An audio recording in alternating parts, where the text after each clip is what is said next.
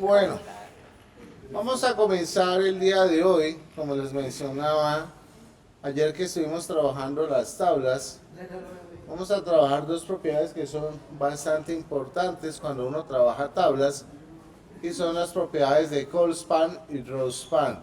Cada una de ellas nos va a brindar una, una ventaja especial sobre los diseños que vamos realizando. Chicos, por favor, ya empezamos la sesión de clase. Por favor, necesito que se comporten. Llamado número 1. Tenemos que estos elementos básicamente, si ustedes los asemejan con, por ejemplo, Excel, cuando ustedes hacen combinación de filas y columnas, básicamente a eso es lo que hacemos referencia con call span y row span. Aquí tenemos un pequeño ejemplo, simplemente me lo voy a llevar para mi documentación. No.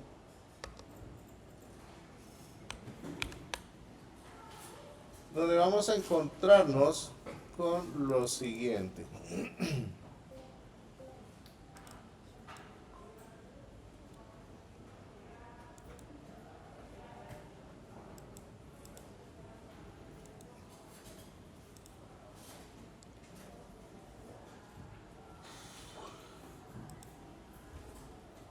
Por acá vamos a darnos cuenta que tenemos unas tablas, y donde esas tablas ya nos vamos a encontrar con unas especificaciones. Acá tenemos donde tenemos un título base, el cual va a abarcar o va a combinar una serie de columnas. Es muy importante, jóvenes, tener presente que la cantidad de columnas que yo combino debe ser coherente con la cantidad de columnas que tiene la tabla. ¿Qué pasa si trato de combinar 4 columnas? Pues básicamente voy a tener un problema al momento de definir cada uno de esos elementos y se podrá llegar a insertar un elemento no deseado en mis columnas. En este caso es muy importante que tengamos en cuenta. Fijémonos acá que dice un call span, donde estoy definiendo el valor de 1, y donde él automáticamente está asumiendo la unión únicamente en la primera columna. Si yo quiero abarcar todos los elementos, pues sencillamente debo especificar las 3 columnas. Ahora bien, no solamente podemos combinar columnas, también podemos combinar filas dentro de nuestros diseños de tabla. Para esto tenemos este otro nuevo ejemplo, donde nosotros nos vamos a encontrar con una especificación bastante simple. Segundo, a ver.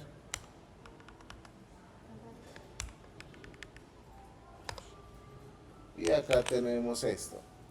Fijémonos que acá tenemos un row span, donde el row span nos va a permitir especificar la cantidad de filas que necesito combinar. En este caso estoy combinando 3 filas, pero es muy importante tener en cuenta sobre qué columna voy a iniciar la combinación de esas celdas o esas filas. Importante, igual manera necesitamos definir los demás elementos. Fijémonos que acá nos aparece 1 y 50. 1 y 50. Fijémonos que el 0.5 y el 100 aparece en la siguiente fila. Notemos que es muy importante que tengamos en cuenta que al momento de crear en la siguiente fila las columnas, debemos tener en cuenta la combinación. Yo no puedo tratar de agregar otra fila u otra columna adicional, porque la tabla se va a desbaratar. Acá tenemos la última fila, que tenemos las verduras, pero fijémonos que acá tenemos una columna, 2 columnas y 3 columnas. Esto es bastante práctico cuando estamos diseñando tablas un poco más complejas. Y realmente pues el uso formal de las tablas lo vamos a encontrar cuando empecemos a ver listados de datos, cuando empecemos a mostrar información de productos o de pronto necesitamos ver una cantidad de usuarios que se encuentren registrados en un sistema. ¿Qué le pasó ahí? ¿No? ¿Cómo así? Aquí entramos a un tema que ya vimos el día de ayer, que son los formularios. Esto es como un repaso muy general sobre formularios, donde vamos a encontrar esta pequeña tabla indicando cada uno de los tipos de elementos que podemos utilizar en un formulario. Notemos que igual manera, cada uno de estos elementos pueden darnos una funcionalidad y esa funcionalidad va a depender de lo que nosotros necesitemos hacer o procesar. ¿Ok? Entonces ahí está el listado, ayer vimos algunas características de ellos y demás. Por acá, como es normal en la documentación, les entrego un documento HTML completo donde se van a encontrar algunos elementos relacionados con los formularios. Por ejemplo, acá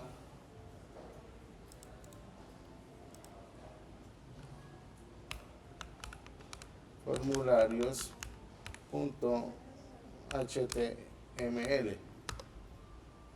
Vamos a pegar esto.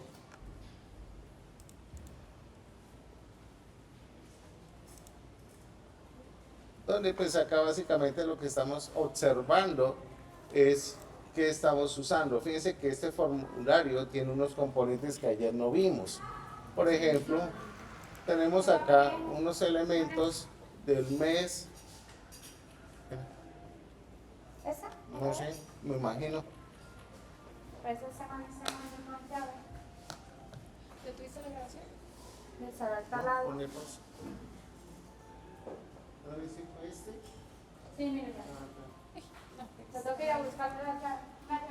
Bueno, Desde- esto los- Ah. ¿Ya qué? Mira que igual.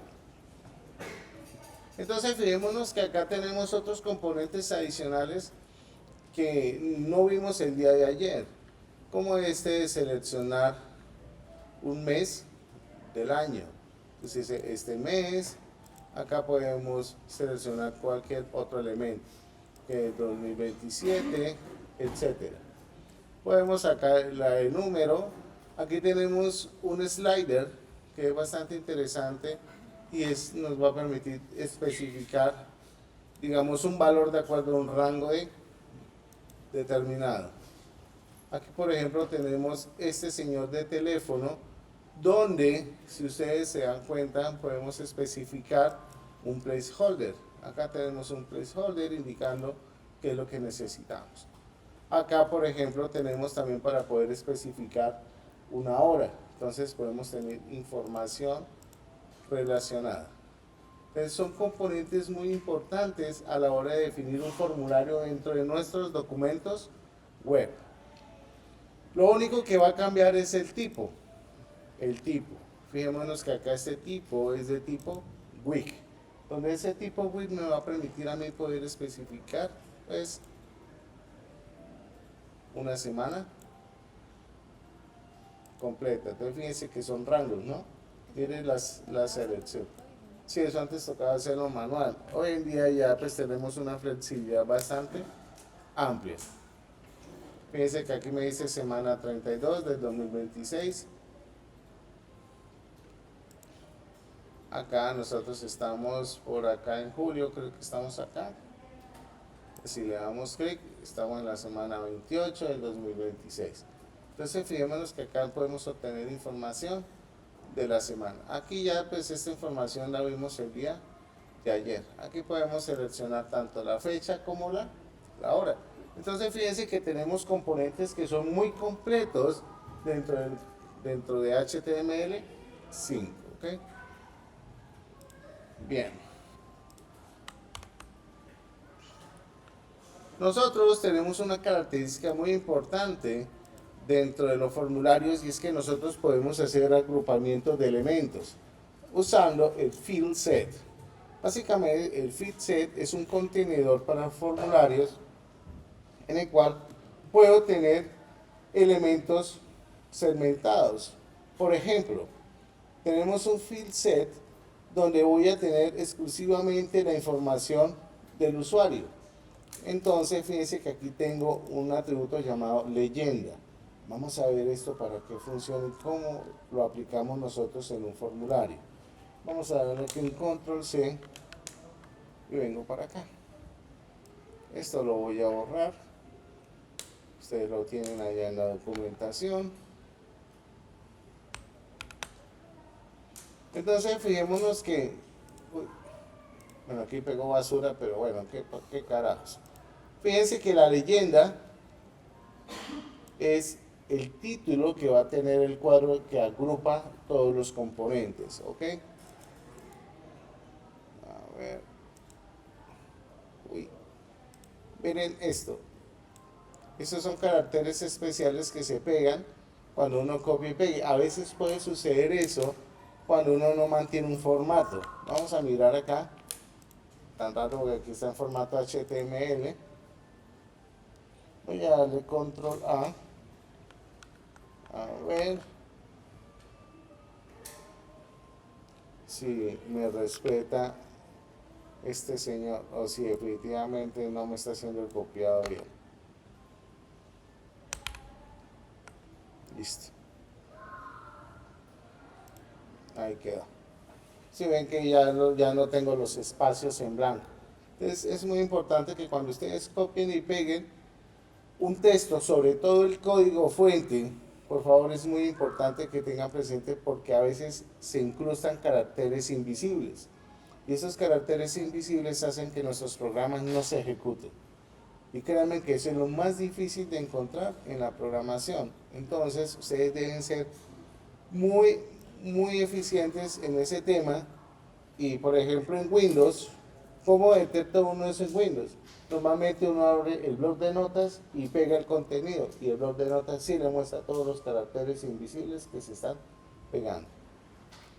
Por lo general, pues en mi caso yo estoy acostumbrado a usar ya Typora y se supone que con Typora yo ya tengo estructurado muy bien el código y de acuerdo a esos bloques que yo defino, pues me va a aceptar.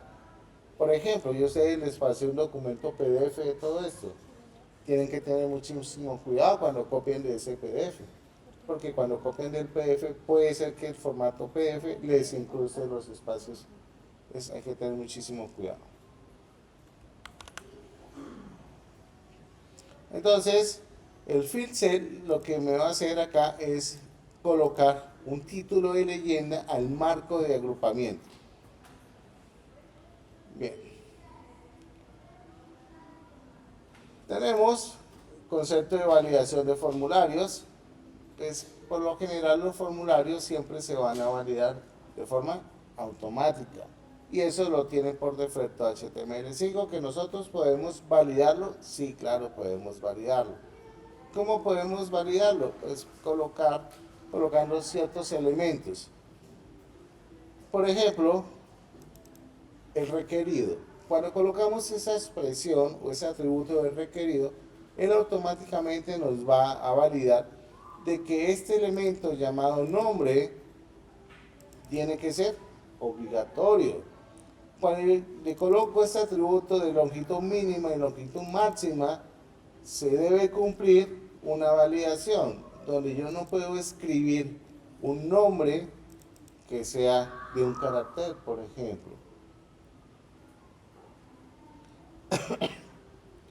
Bien, acá lo que le estoy diciendo es que vincule el auto completado. ¿Cómo así que vincule el auto completado? Vamos a mirar si esto funciona. Command C, vengo por acá, la costumbre, a ver.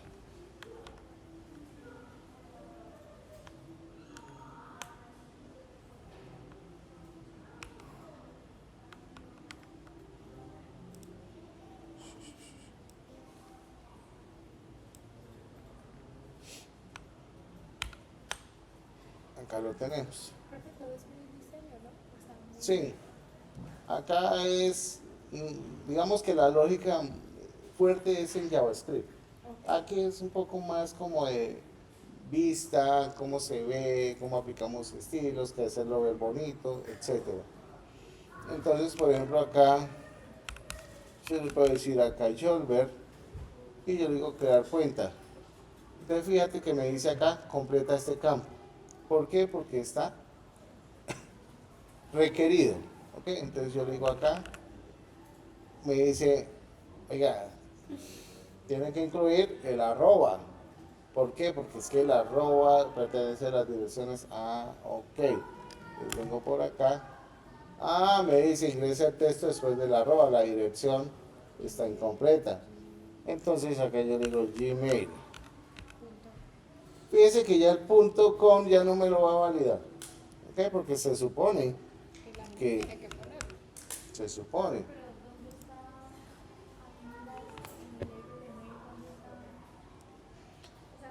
Acá él internamente ya tiene su codificación, que nosotros podemos modificarla después, sí. Acá, por ejemplo, la contraseña. Es que aunque eso no es lógica, está como JavaScript, tiene atributos que ya tienen Ajá. validación.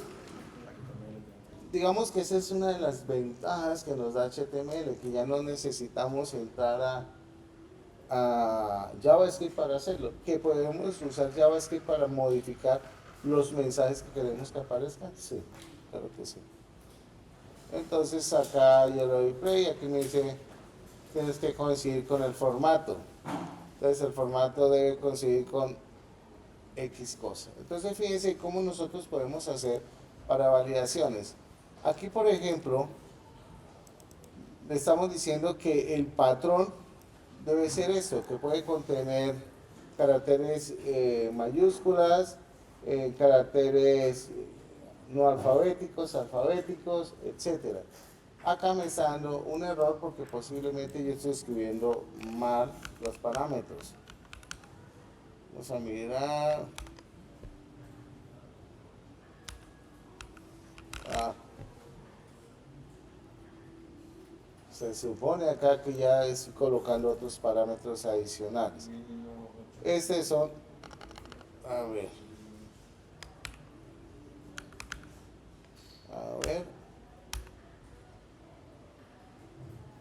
dice mínimo 8.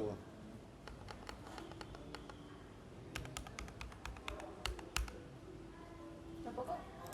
Tampoco. Algo debe estar fallando en la validación con esto. Este patrón me está especificando que debe tener por lo menos mayúsculas. A mayúscula, 1, 2, signo pesos, ya. Epa. ¿Sí? Empecé a colocar caracteres adicionales. Lo único es que no tengo, vamos a mirar,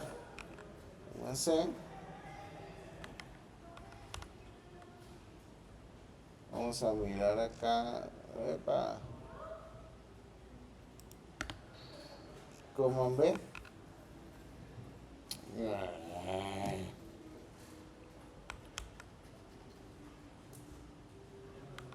Si me permite acá, hacer el copiado.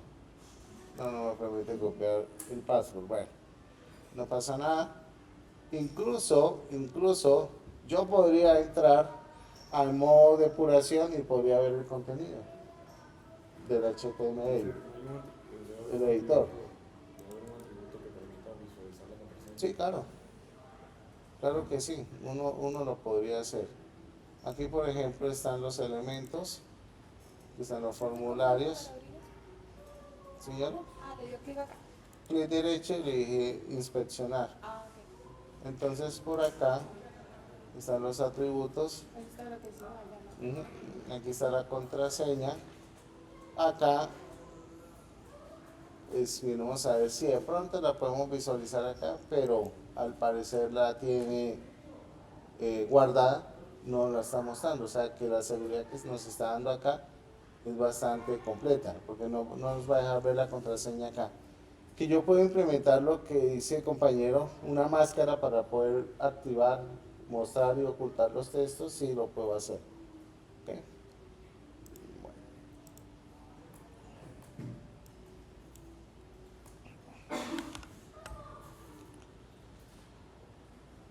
Tenemos un componente que es bastante interesante y son los data leads. Los data leads me van a permitir poder obtener información a partir de elementos que puedo utilizar. Y es decir, yo puedo cargar elementos de un archivo TXT, cargarlos a la lista y tenerlos disponibles para que el usuario los pueda utilizar. ¿Ok? Yo puedo tener este señor, vamos a darle Command C.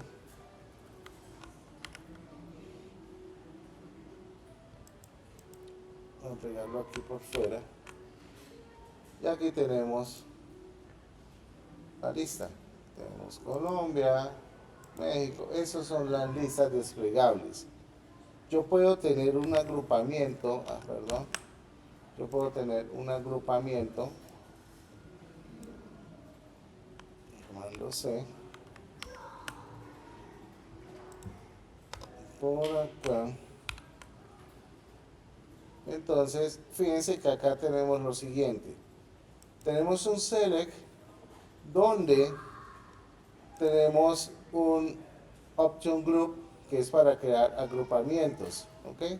Crear agrupamientos. ¿Qué quiere decir esto? Fíjense que aquí dice bebidas frías y calientes. Entonces yo puedo crear aquí un select que me permita agrupar de acuerdo a una serie de categorías de productos que yo pueda tener dentro de mi página. ¿Qué tan bueno es? Es bastante usado este componente, sobre todo en inventarios, en catálogos de compra o en los famosos carritos de compras que nosotros podemos llegar a construir. ¿Señora? O sea, esto es aparte, pero Sí, claro, sino que es que acá debería utilizar un BR o un HR, ¿cierto? Bien. ¿Listo? El data list me va a permitir tener información de sugerencias. Ejemplo, comando C. Yo tengo por acá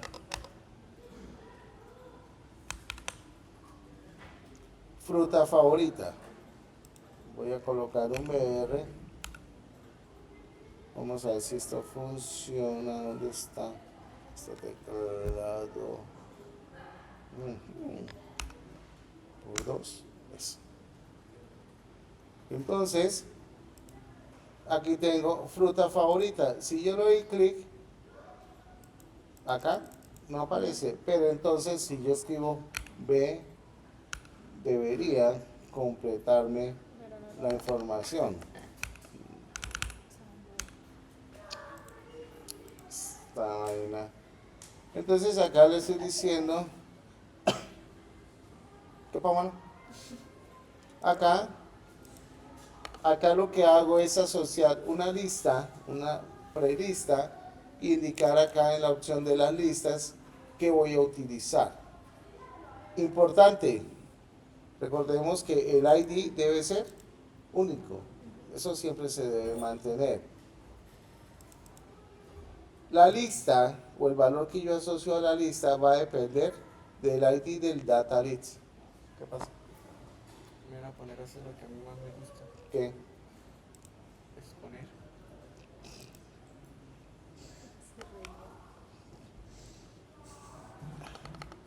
Vamos a probarlo por fuera de este navegador. Me hace de reír. pronto sí funciona. Puede ser que sí funcione. Me hace reír. Que me toca exponer. Lo sabía. ¿Sí ven? Como la cerveza, que sí va a funcionar. Entonces yo digo acá, M, mango. ¿No? Pues acá debería funcionar, porque pero aquí hay está en de pronto hay que blanco. de pronto hay que mirar los estilos que se tienen. Sí. ¿Mm? Pero si yo borro, si ve que él hace como una transición toda maquiavélica, mire, está el contenido, pero está en blanco. O sea, no hace como la referencia bien. Déjenme mirar acá algo. Comencé.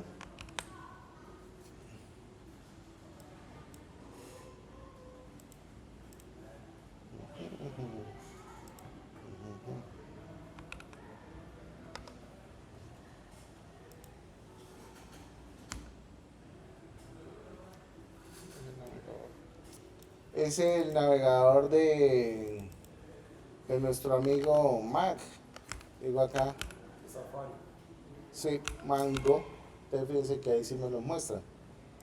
Entonces, si yo borro acá, escribo, él me busca dentro de los criterios que tengo, pues la fruta. Esto, lo ideal es que se debe hacer, obviamente cargando de una fuente de datos, porque no tiene gracia hacerlo de forma manual. ¿Ok? Que cuando lo veremos muy pronto. Bien. Esto lo voy a saltar, que son comparativos. Y aquí entramos a varios elementos que hemos hablado sobre la semántica en HTML.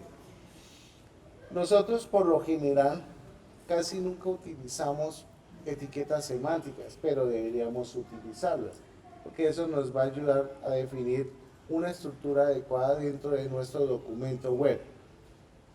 Por lo general, la costumbre es utilizar siempre contenedores como div o como span. Los div son normalmente utilizados cuando empezamos a hacer maquetación web, pero nos olvidamos del section, de los articles, de los site, etcétera, que no debería ser así, porque los deberíamos usar a partir de elementos, ya que dentro de un section podemos utilizar contenedores div, sí, pero no nos debemos olvidar de esas secciones. Entonces, acá tenemos unos ejemplos donde tenemos unos div, los cuales están nombrados, que está mal porque no son elementos semánticos, ¿ok? No son semánticos.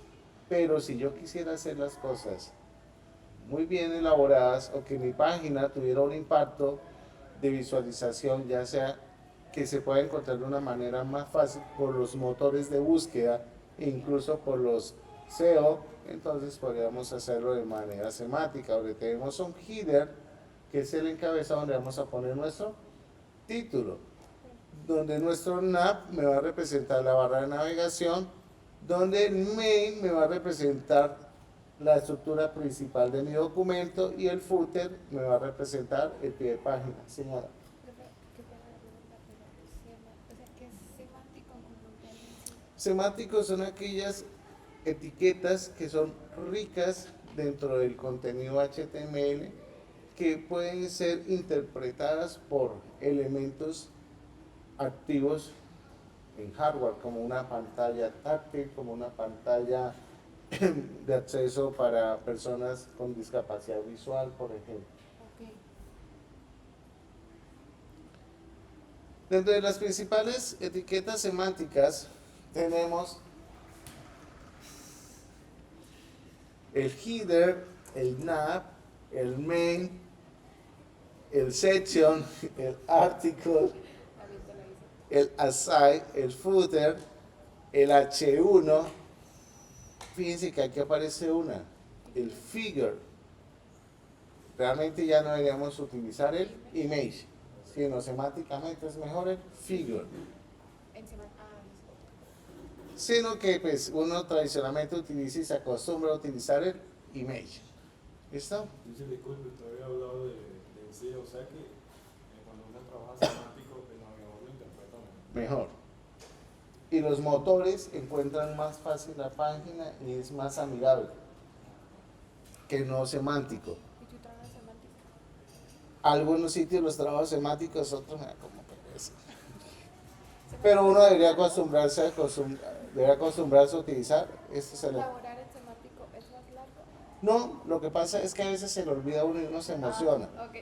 Sino que uno debería, por ejemplo, si uno pone el encabezado, pues usar el header o usar el H1. Si uno tiene un menú de navegación, utilizar el nav. Yo utilizo el header y utilizo el nav. El section lo utilizo bastante.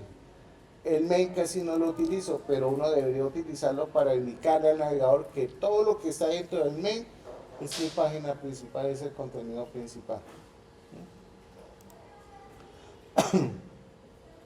Bien. Pero yo les pasé el PDF. Claro, todo eso está ahí.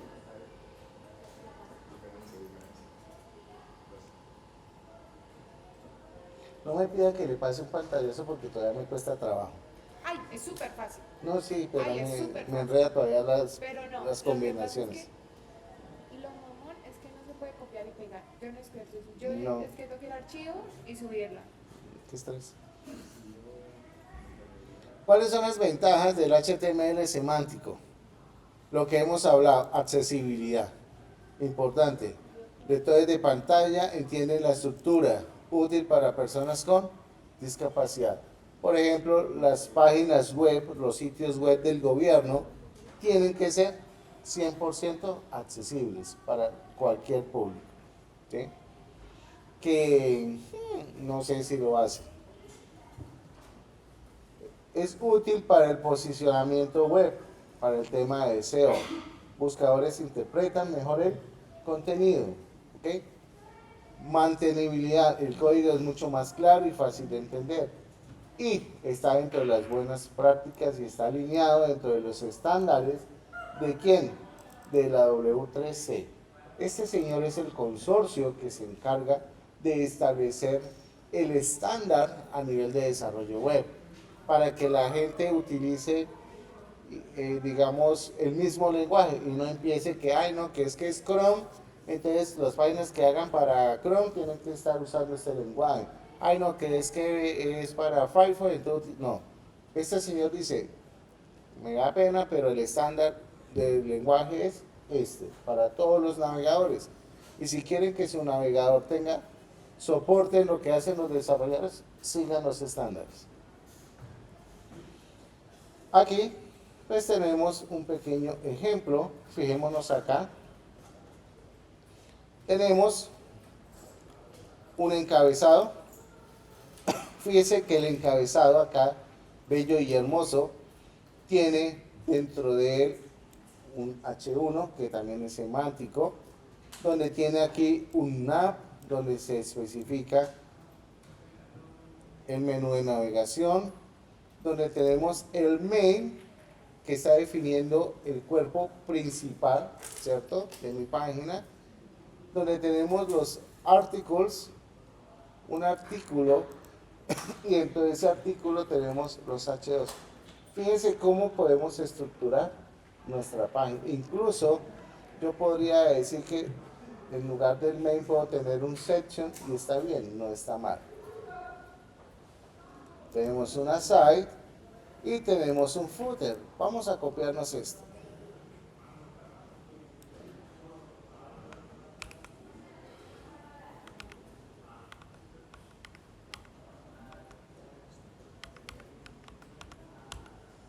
Ay, Dios mío, señor. Ahora sí. Por acá. Voy a eliminar esto.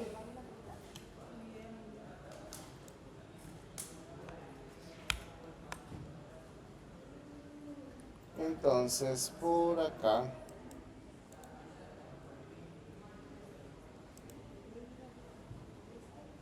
Entonces, fijémonos cómo se estructura nuestra página. Aquí tenemos el footer, aquí tenemos la información del figure.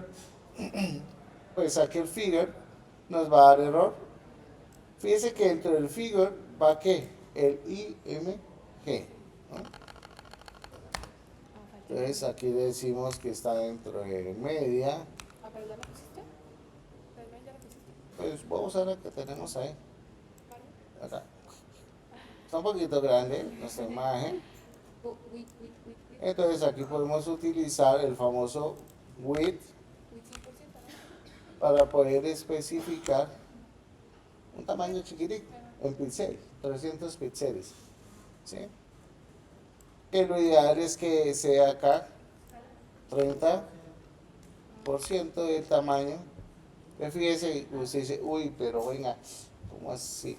Ah, es que le puso un height de 200. ¿Sí es que el precálculo automático no lo hace? Porque yo le asigné un height. Bueno, yo no el autocompletado.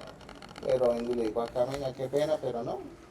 Y fíjese que automáticamente, con el 30% del ancho, el navegador es capaz de hacer el precálculo y me da el porcentaje en el alto. ¿Listo? Pues, vamos a ponerlo ahí, que es un poquito más grande. Nuestro último curso de marketing. Curso de Marvel.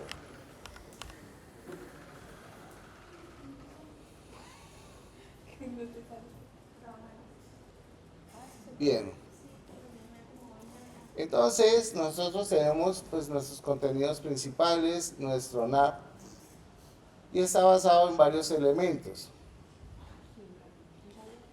Es importante que debemos tener en cuenta ciertas cosas. ¿Qué va dentro de cada cosa? Por lo general, dentro del mail no se deben incluir elementos que se repiten en varias páginas, como por ejemplo el encabezado o el pie de página. Quiere decir que el mail debe contener elementos de contenido específico y que cambien con quién, con la URL. O sea, hace que el menú de navegación no puede ir por dentro de main y el footer tampoco tiene que ir por dentro de main. Digamos que este tipo de rol se los coloqué ahí porque es bueno saberlo y tenerlo presente, sobre todo cuando uno está trabajando con versiones muy antiguas de HTML. Pero realmente hoy en día ese rol ya está definido por defecto, rol de main. O sea, no tenemos que ponernos a tocar absolutamente nada. No. Esto es simplemente por cultura general. Mire, HTML4 y HTML2 y HTML se puede llegar a utilizar.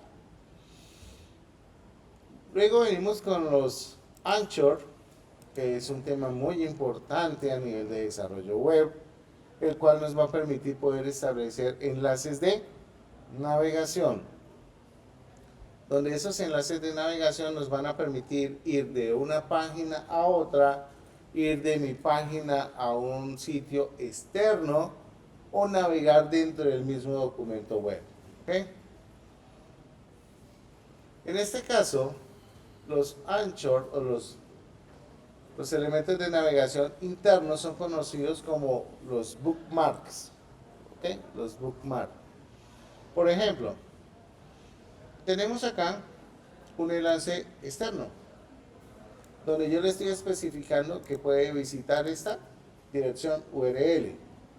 Pero es importante que cuando especifiquemos la URL, debemos especificar el protocolo.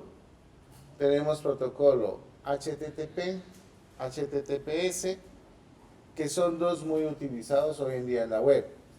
HTTPS, a diferencia del HTTP, tiene una capa adicional de seguridad.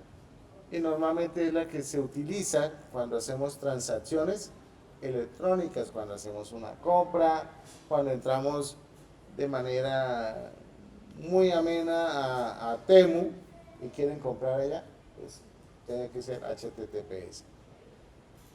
Tenemos los enlaces internos, que son los famosos bookmarks, que son muy interesantes utilizarlos y que son necesarios, porque por ejemplo yo puedo tener un menú, puedo tener una página estilo SPA, ¿cierto?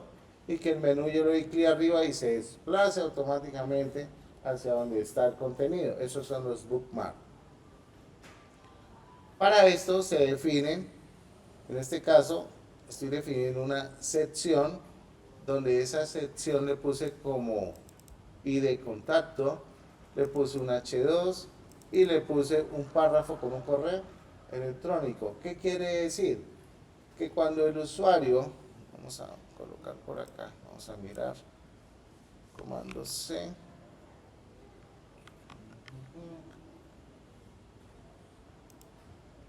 por acá,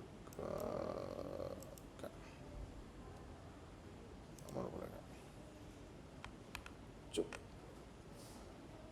Ok, esto lo voy a colocar control X, lo voy a colocar por acá, control V,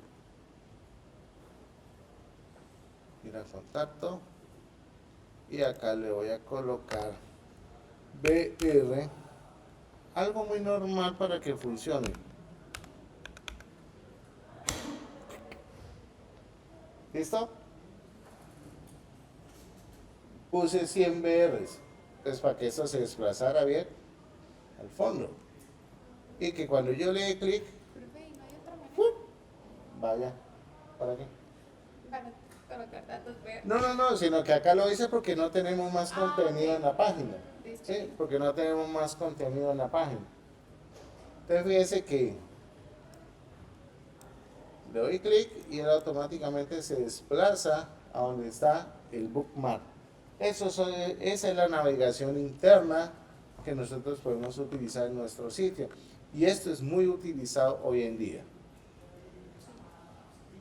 Si yo tengo acá un enlace para descargar un archivo que ustedes dicen, no, es que quiero dejarle al usuario un manual de usuario de cómo navegar en la página. Póngale el documento. ¿Okay? Podemos tener enlaces que redireccionen a un correo electrónico, un teléfono. Interesante, ¿cierto? Podemos hacer marcaciones y demás. ¿A dónde? A WhatsApp. ¿Será que esto funciona? Pruébelo. ¿Probemos? Pruébelo. ¿Probemos? No sé. Por mucho nos dirá, lo siento amigo, no me puede. Lo siento. Le vamos a mirar a ver por acá. Claro, se me dijo, no, sí, camina, aplícate otra cosa. Sí. Cuando lo ven, vamos a subir por acá, enviar mensaje por WhatsApp. Vamos a mirar si no cambia. Pues en algunas ocasiones cambian mucho la manera, ¿no? Entonces, ¿Tengo que poner tu número? ¿quién quiere que le envíe un mensaje de saludo? Hola. A mí. A ver, ¿cómo es? 318 Sí, 717 3531. 3531. A ver si funciona. Vamos a mirar si funciona.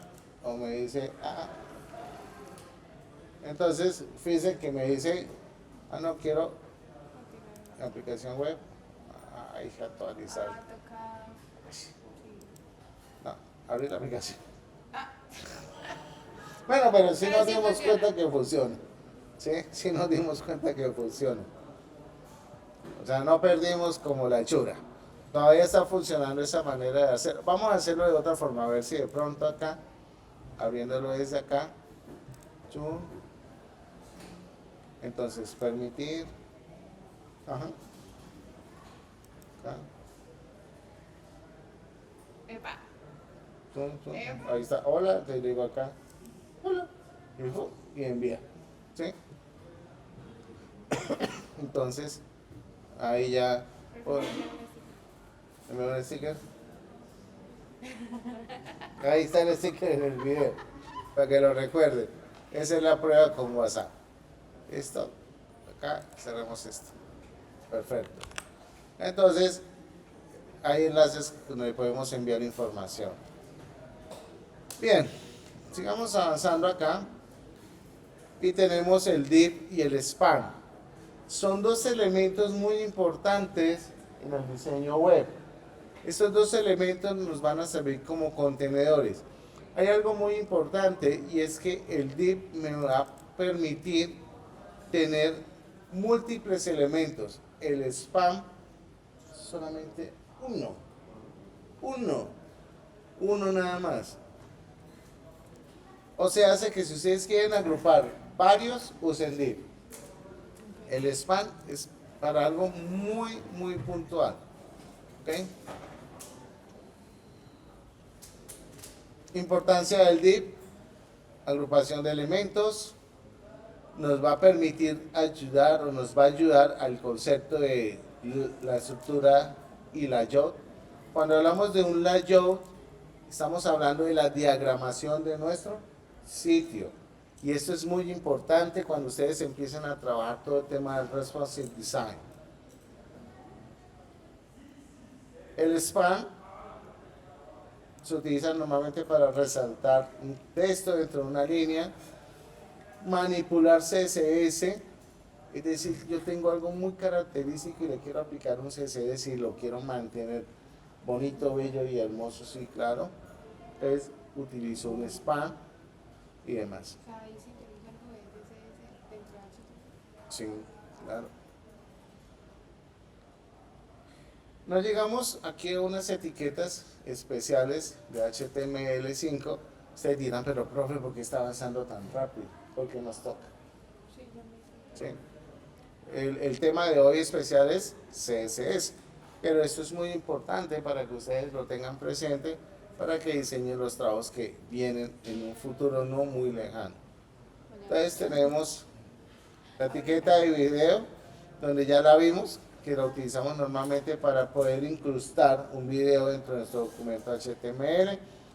Fijémonos que aquí ya empezamos a ver realmente las propiedades que tiene ese video. Tiene el recurso, los controles, el autoplay, si quiero que se ejecute automáticamente, muteado, loop, si quiero que él ya se repita, el video se repita de forma automática. Un póster quiere decir que si necesito que salga una imagen por defecto antes de que el usuario le dé clic en el play. La precarga me va a permitir determinar cómo necesito que se cargue ese video. El width y el height me va a permitir definir el ancho y el alto. ¿Ok? Son atributos que nosotros podemos tener en cuenta. Pueden consultar y complementar su información. Aquí tenemos el audio, porque realmente tiene la misma función que tiene el video. A diferencia es que debemos tener en cuenta que tenemos MP3, OGG y el WAV. De esos tres formatos, ¿cuál es el formato más puro? De estos tres, ¿cuál es el formato más puro? Puro. Puro, puro, puro. No, señor, el punto WAV. Porque no tiene ningún tipo de codec aplicado. Porque el MP3 lo que hace es aplicar un codec para poder reducir tamaños al archivo original. Y tiene mejor fidelidad al punto WAV. En videojuegos se acostumbra a trabajar siempre con WAV. Señora. O sea, que digamos que no hay ningún filtro, no hay nada aplicado sobre él, no lo ha tocado nada. Por ejemplo, una mujer es pura hasta que manda a hacer cirugías estéticas. Eso más o menos es como la similitud. Entonces tenemos aquí los atributos de los audios, SRC, controls, autoplay, mood, loop y preload. Fíjense que son los mismos atributos que tenemos en el video. El tema de lazy loading que comentábamos, de las cargas perezosas en las imágenes, que básicamente podemos decir que este señor hoy en día ya vienen incorporados dentro de los navegadores, ¿ok? De igual manera, si lo quieren aplicar, lo pueden aplicar. No les va a afectar el rendimiento. Acá, por ejemplo, tenemos una serie de imágenes donde acá, fíjense esto, bastante interesante. Aquí ya empezamos a ver CSS. ¿Qué tenemos acá? Aquí para que ustedes vayan familiarizándose con muchos conceptos. Aquí tenemos unas etiquetas donde le estamos asignando una regla de estilo. From Family normalmente lo utilizamos nosotros para poder especificar el tipo de letra que va a tener mi página web por defecto. Arial y sans serif. Sí y no. Como que sí, ¿no? Sí, por el ejemplo, y no en la buena práctica. Ah, entonces no. El lazy loading aplica, pero cuando trabajamos externo, con CSS. No, no. Esto no pasa nada porque esto digamos que es como una característica de carga del navegador, la forma como se van a renderizar las imágenes, para evitar el bloqueo y congelamiento de las imágenes. Pero esto realmente se ve realmente funcionar cuando usted tiene muchas imágenes. Con 3 o 4 no vale la pena. Pero cuando usted dice, no, es que es mi catálogo y son como 50 productos, hay que hacer carga perezosa. Tenemos acá unas características de la imagen. Estamos diciendo que el modo de visualización es el bloque, el ancho máximo el 100%, márgenes de 40 píxeles y auto. Esto tiene aquí unas características que ya las vamos a ir viendo. Le estamos aplicando un borde radius de 10 píxeles, quiere decir que las esquinas van a estar un poco redondeadas. Y acá le estamos aplicando una sombra a la imagen. Eso es lo que quiere decir esto. Voy a hacer esto, Teacher, disculpe, a ver si tomándose. comprendí. Señor, Eso significa que no va a cargar todos los archivos, todas las imágenes. no, sí las va a cargar todas. Pero solo cuando sea necesario. No, él las va a cargar todas al tiempo, sino que la carga perezosa va a evitar de que nuestro navegador se congele y nosotros podamos seguir moviendo. Entonces, mientras cuando termine de cargar una, empieza la otra. O mientras que está en cierto porcentaje de gestión y va cargando las otras imágenes.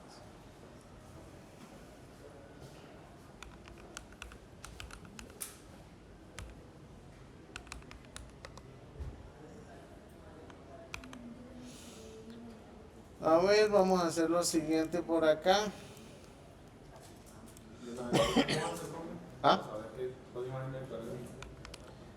De arriba hacia abajo, acuérdese que HTML es en cascada, que se maneja todos los elementos media. Acá. ¿Por qué? Que ahora la casa yo creo que ya no lo son. Bueno, mira que se renderiza acá. Miremos acá estas bellas imágenes. Fíjense que como son muy poquitas las imágenes, pues no es que se note mucho, porque acá se cargó completo, ¿sí? Mira. Pero fíjense lo que mencionábamos en los atributos de los estilos. Esquinas redondeadas. Y fíjense que aquí tiene una sombra. ¿Sí lo alcanzan a ver? Más sin embargo, para los que no lo alcanzan a ver, vamos a hacer lo siguiente. Pónganle cuidado. ¿Qué va a hacer? ¿Qué va a hacer? Acá abrimos el navegador Chrome. Me gusta más trabajar sobre Chrome porque nos da más herramientas. Aquí le voy a decir inspeccionar y aquí tengo esto. Entonces pónganle cuidado. Pongo acá y voy a seleccionar la imagen. Y fíjense que acá me aparecen las propiedades. Si yo le doy clic acá, sale esto. Y miren acá cómo se mueve en mi página la sombra. Entonces yo puedo manipular la sombra y ajustarla en caso de que mi CSS pues no me haya gustado como era mucho. Digo, interesante. ¿Y será que le puedo cambiar el color? A ver si yo puedo hacer eso por acá. Creo que esto es acá. Changos. ¿Qué pasó? Señora, Eso es del navegador. del navegador. Sí. Eso lo puedes hacer usted porque es en cualquier parte. No, cualquiera de ustedes lo puede hacer. ¿Tú no has visto que a veces como que uno sin querer oprime más Sí, y aparece ya como un veré. código? Acá, Pero ya sé que el offset. Sí, claro. Acá, ve, no me deja modificar el color. De pronto ustedes, ahorita que lo prueben, sí les deja modificar. Entonces, cualquier cosa que ustedes necesiten, y eso lo vamos a ir revisando, porque este señor va a ser nuestro amigo en CSS, porque con él nosotros vamos a modificar nuestros estilos y de acuerdo a esos cambios que vamos a ir haciendo, pues él se va a tener que ajustar. ¿Sí? Se va a tener que ajustar. Si yo quito acá esto, fíjense que se desaparece automáticamente el estilo. Pero ojo, esto es temporal, porque si yo actualizo, debería volver a aparecer todo normalizado. ¿Listo? Bueno.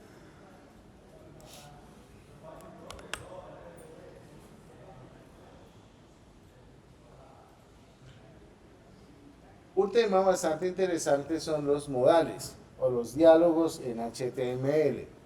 Anteriormente, un modal nosotros teníamos que hacerlo desde JavaScript, manipulando CSS y demás. Hoy en día ya se han incursionado nuevos elementos en HTML5 y la mayoría de navegadores ya son compatibles con él. Para eso se utiliza la etiqueta diálogo. La etiqueta diálogo me va a permitir a mí poder visualizar un mensaje de diálogo y ese mensaje nos va a permitir poder darle información al usuario. Aquí tenemos ejemplo cómo se puede aplicar.